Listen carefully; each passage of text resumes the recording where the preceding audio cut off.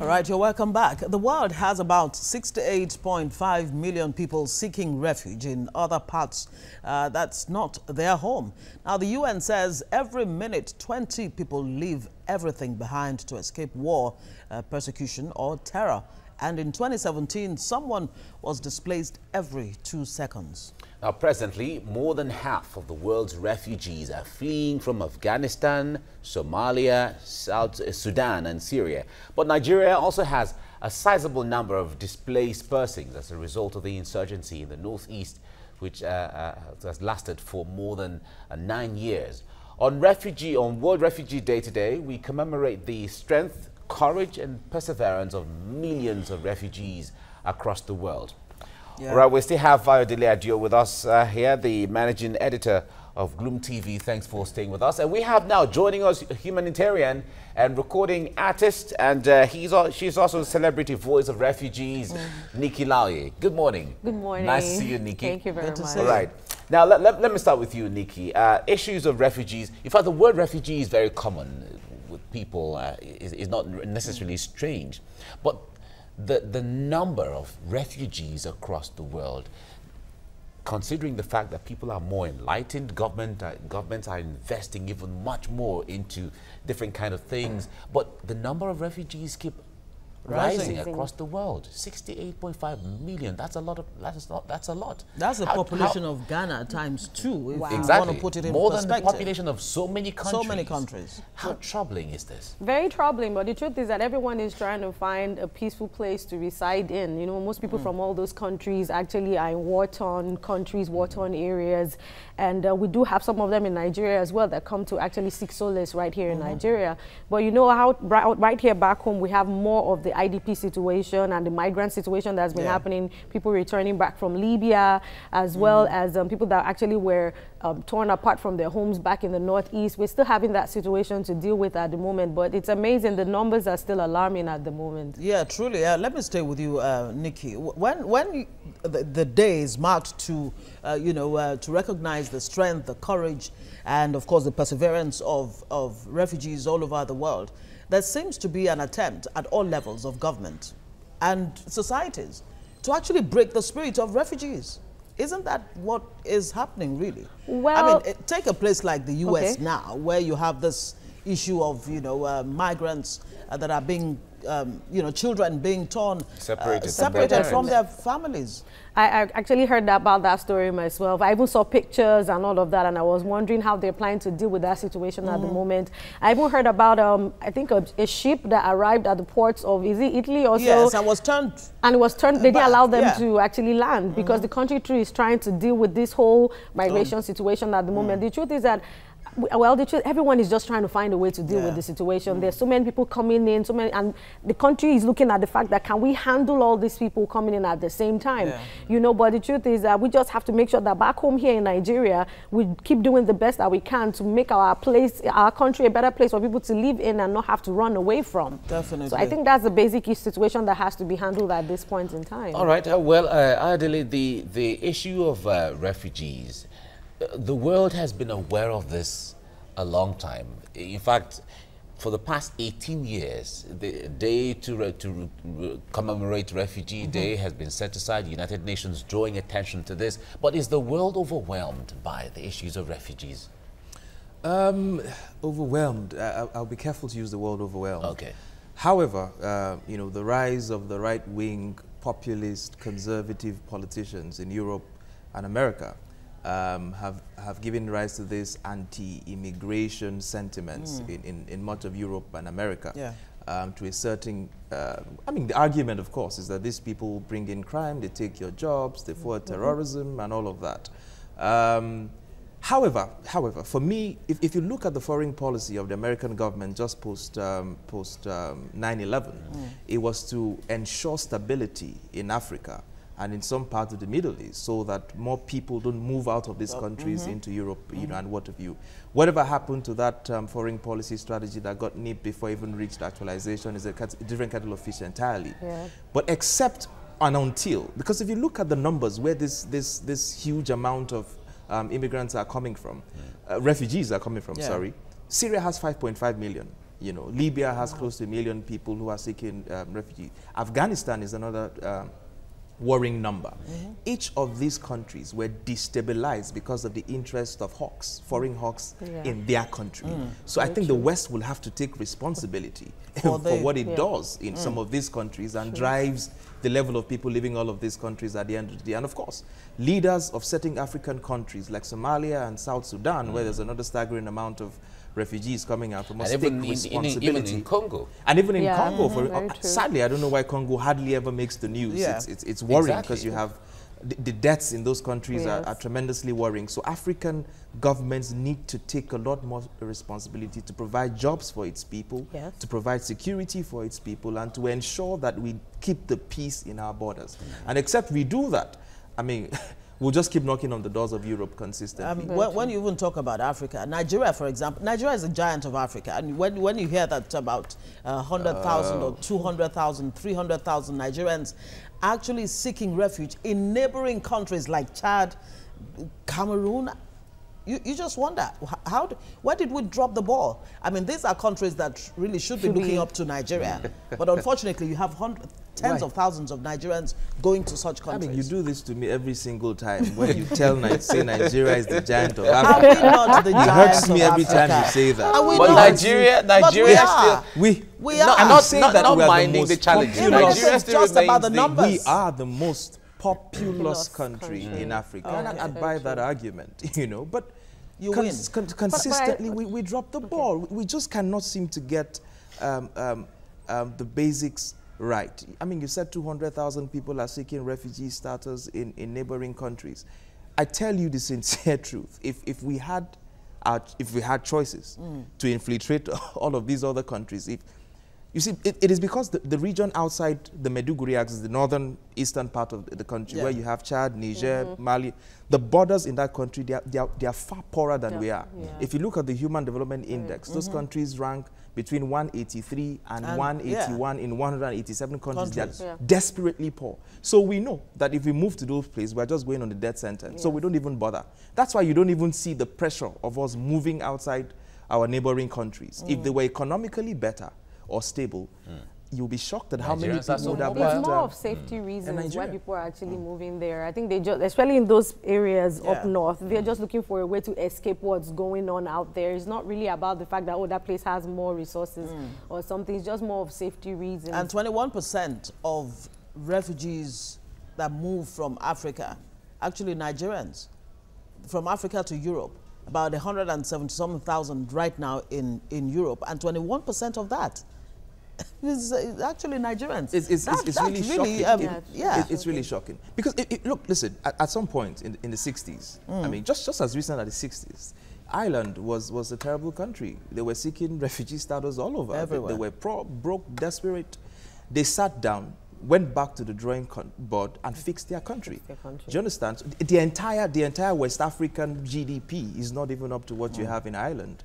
But what we have, and I speak back to Nigeria because we have more internally displaced people in Nigeria than you have in South Sudan, a country that is war-torn already. There are millions of people displaced internally here.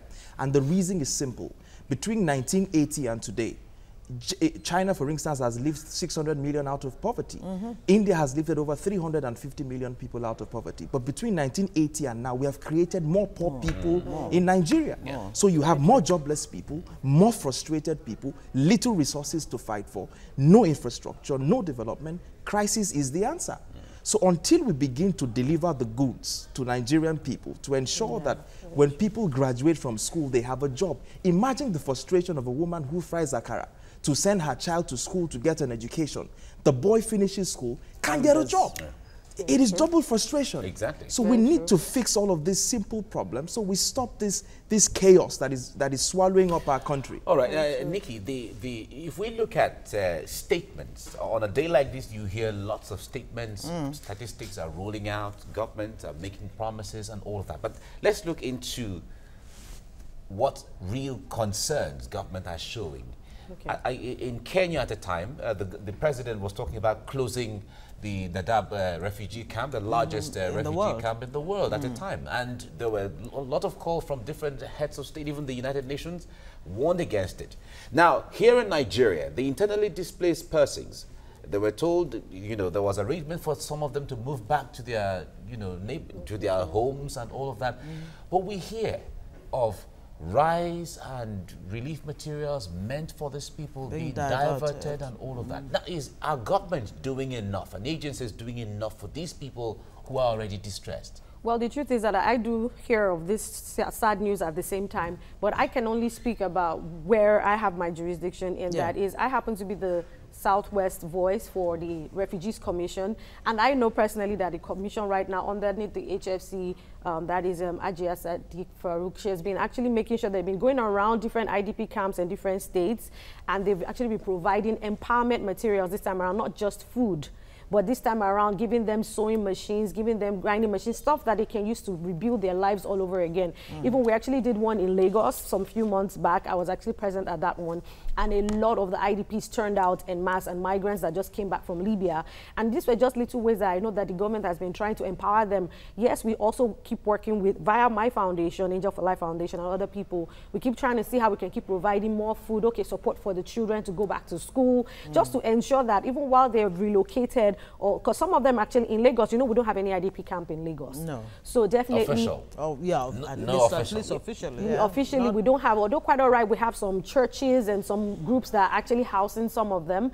But basically, so what we try to do is to ensure that, okay, while you're trying to stand on your own, you have some empowerment materials, some feeding, some kind of ways that you can actually get back on your feet again. So I do know that today, especially being World Refugee Day, it's another day that we're going to keep talking about, okay, what other solutions can we keep providing? Presently, from here right now, I'm off to a meeting that the UNHCR is setting up today, and the Refugees Commission, they're actually having something today again, whereby we're all going to sit down together again and see what other solutions. It's very interesting you talk about UNHCR. The US in the last 12 or 24 hours just pulled out of the UNHCR, saying it's actually a biased organization. Oh, wow. How does that even help the situation?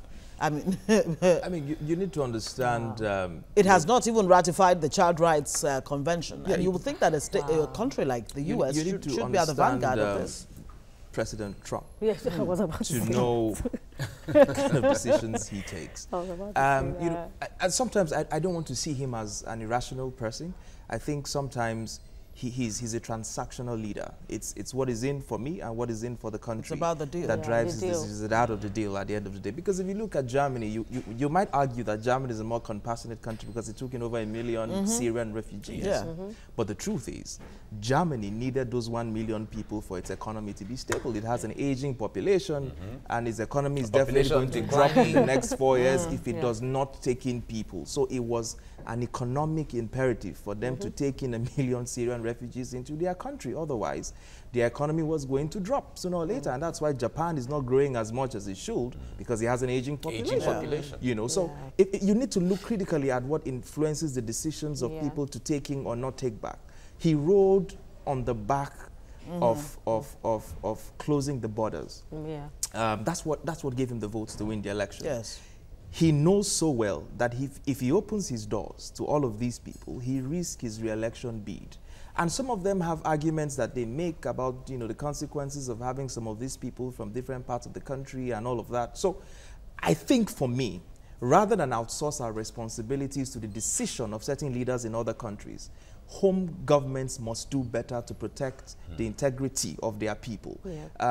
Why should I be at the expense of a President Donald Trump? If my government had done the right thing, I wouldn't have to be at the border crying and begging, to get into that country. Do you understand? So I think governments of hope countries need to take a lot more responsibility to do the needful and not outsource their responsibility to like the UNHCR and all of that, because they are just aid agencies. They don't create policies for governments. They don't have that what's that power called now? That real authority, to stop. I mean, look at Yemen, for instance. The catastrophe going in Yemen disaster, doesn't make headlines, doesn't make the news, and you have millions of people at the brink of starvation in that country. In fact, they're about to even close the ports of Hodeidah, which is going to be a humanitarian catastrophe if that actually happens. So what is UNHCR going to do about that? They can't. About millions of people in Myanmar, apart from the fact that 60 million people are refugees, there are about 10 million people who don't have states. They are stateless. And the majority of those come from the Rohingya crisis. So home countries need to do a lot more. International communities can put pressure on home governments to do better than they're already doing. But I mean, it's risky Isn't to that just where talking about the issue of pressure on governments. Nikki, you have been working with these people. You say you have another meeting with the UNHCR. But the point there is, like he said, it seemed over the years, when you mention refugee, what comes to mind is United Nations, UNHCR, and other agencies as the case may be. How about home, like he said?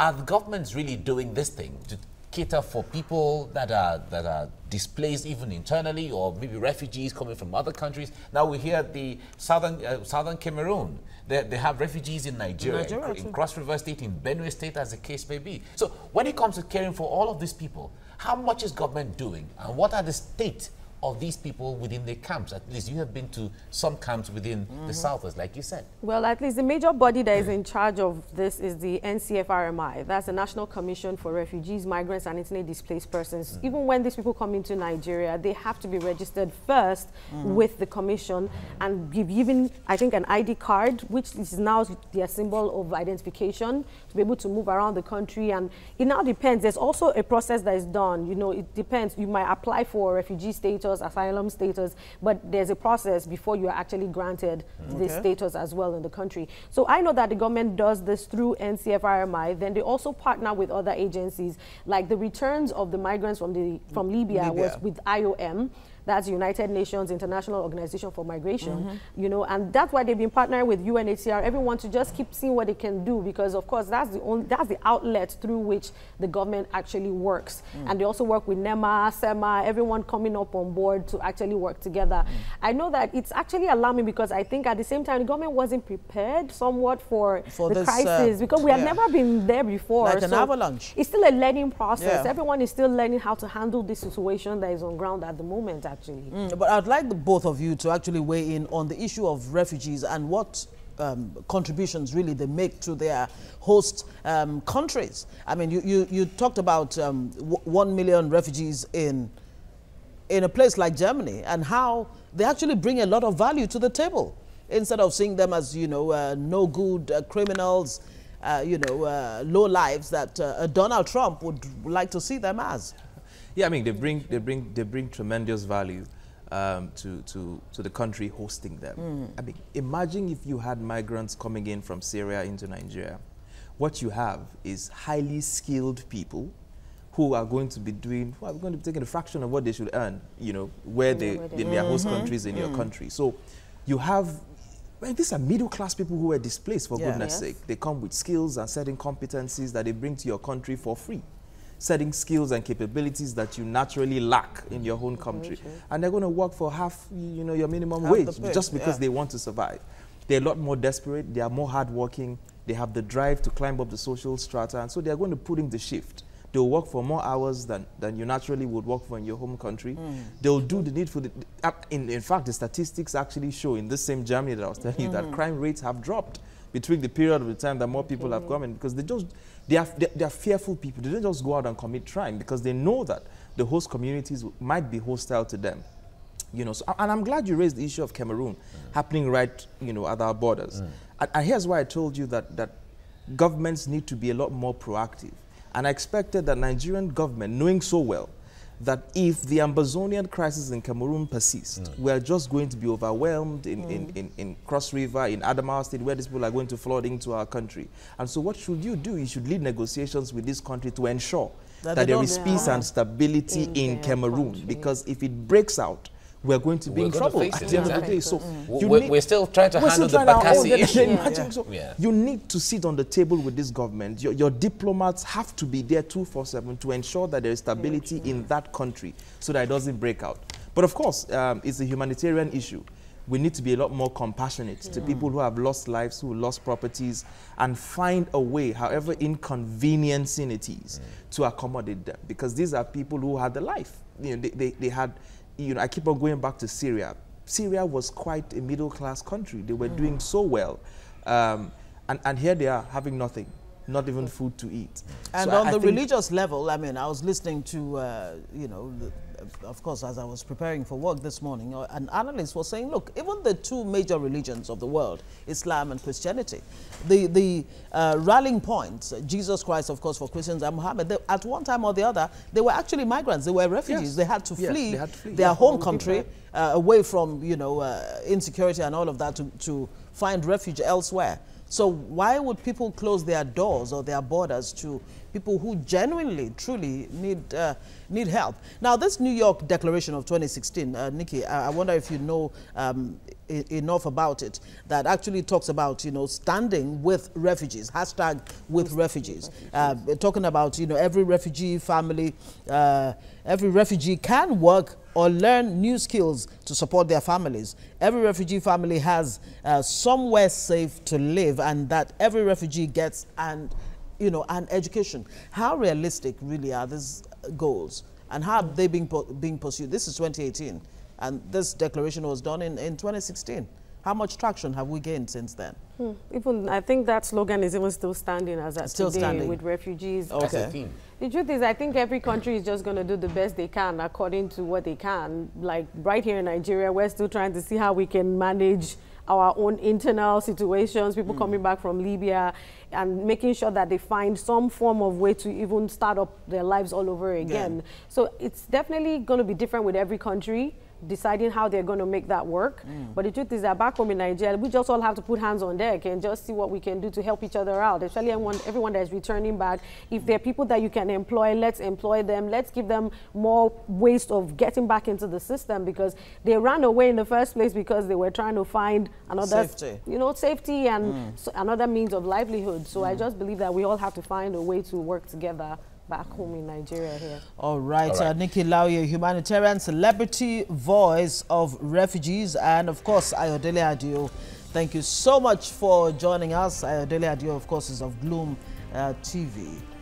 Thank you very much for coming. Thank you. Let's hope that next year the numbers would have reduced.